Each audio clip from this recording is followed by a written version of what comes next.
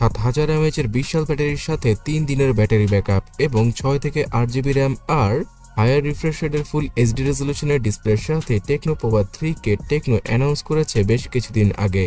আর এই স্মার্টফোনটাতে পাওয়া যাবে বিশেষ কিছু ফিচার যেগুলো কিনা একজন নর্মাল থেকে স্পেশাল ইউজারের জন্য বেশি কাজের, বিকজ এই ফোনটা গেমিং এর পাশাপাশি মাল্টিমিডিয়া এক্সপিরিয়েন্সের জন্য সবচেয়ে ভালো হবে। So hey guys, Shanto here. Tecno Pova 3 স্মার্টফোনটাতে বিশাল আকৃতির মানে হচ্ছে গিয়ে 6.9 ইঞ্চির একটি ডিসপ্লে থাকবে, আর এই ডিসপ্লেটা হবে 5 হোল কাটআউটের, যেখানে কিনা 90 হার্জের রিফ্রেশ রেটকে ইজিলি পাওয়া যাবে। আর এই ফোনটা কিন্তু কোনো এইচডি রেজলিউশনের ডিসপ্লের সাথে আসবে না, ফুল এইচডি প্লাস রেজলিউশনের ডিসপ্লের সাথেই আসবে টেকনো পোভা 3 স্মার্টফোনটা। সো যারা কিনা বেশি টিকটক দেখে থাকেন, মুভি দেখে থাকেন, ভিডিওস ওয়াচ করে থাকেন, তাদের জন্য তো এই বিশাল আকৃতির ডিসপ্লে সবচেয়ে বেটার হবে। তার সাথে 90 হার্জের স্মুথনেস তো রয়েছেই। এই স্মার্টফোনটা যাতে করে হ্যাং এবং ল্যাগ না করে এইরকম ডিসপ্লের সাথে, তাই এখানে মিডিয়াটেকের নতুন G88 চিপসেটকে ইউজ করেছে টেকনো, যে চিপসেটটা এই ডিসপ্লেটাকে ইজিলি হ্যান্ডেল করতে পারবে। তার সাথে গেমিং এর ক্ষেত্রে মোটামুটি লেভেলের গেমগুলো আপনারা ইজিলি খেলতে পারবেন টেকনোর এই স্মার্টফোনটি দ্বারা।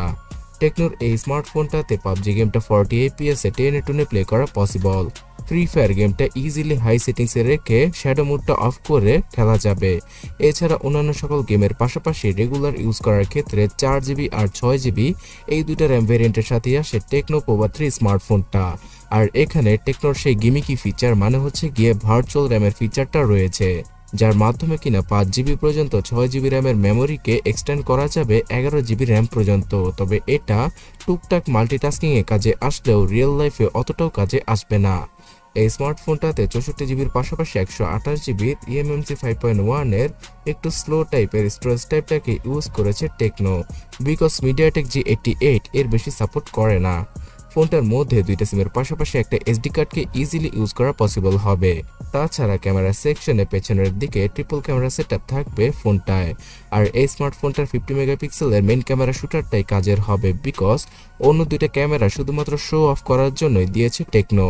এখানে 2 মেগাপিক্সেল আর বিজিআই ক্যামেরা রয়েছে ফোনটার 2 এবং 3 নম্বর ক্যামেরা সেন্সর হিসেবে। 50 মেগাপিক্সেলের স্যামসাং এর সেন্সরের পাশাপাশি ফ্রন্টে থাকবে সাদামাটা 8 মেগাপিক্সেলের সেলফি। আর আপনারা এখানে হতাশ হবেন না, এই স্মার্টফোনটা খুব চিপ প্রাইসেই আসবে বাংলাদেশ সহ ইন্ডিয়ান মার্কেটে। তাই এখানে ক্যামেরা সেকশনে অতটাও উন্নতি করেনি টেকনো। এর বিশেষ যে ফিচারটা রয়েছে সেটা হচ্ছে গিয়ে ব্যাটারি সেকশনে 7000 mAh এর ব্যাটারি থাকছে ফোনটার মধ্যে। আর এত বিশাল ব্যাটারির কারণে এই স্মার্টফোনটা থেকে আপনারা প্রায় 3 দিনের মতো ব্যাটারি ব্যাকআপ পেয়ে যাবেন একদম নর্মাল ইউসেজে।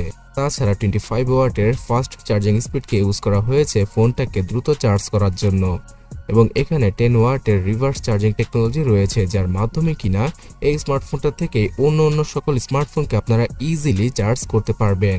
এছাড়া বক্সের মধ্যে বোনাস হিসেবে 33 ওয়াটের চার্জারকে ফ্রিতে প্রোভাইড করবে টেকনো, অনেকটা xiaomiর মতো, যেখানে কিনা অন্যান্য সকল ব্র্যান্ডগুলো বর্তমানে বক্স থেকে চার্জারকে রিমুভ করার জন্য ব্যস্ত।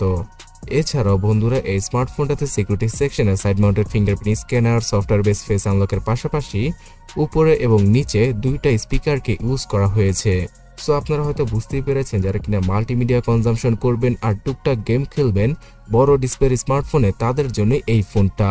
ইনফ্যাক্ট এই ফোনটাকে একটা ফ্যাবলেট আকৃতির ফোন বললেও ভুল হবে না।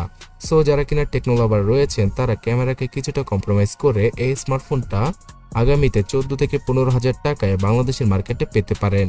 আর ইন্ডিয়ান মার্কেটে খুব ইজিলি 12 থেকে 13,000 রুপিতেই টেকনোর এইরকম একটা স্মার্টফোন লঞ্চ করবে টেকনো।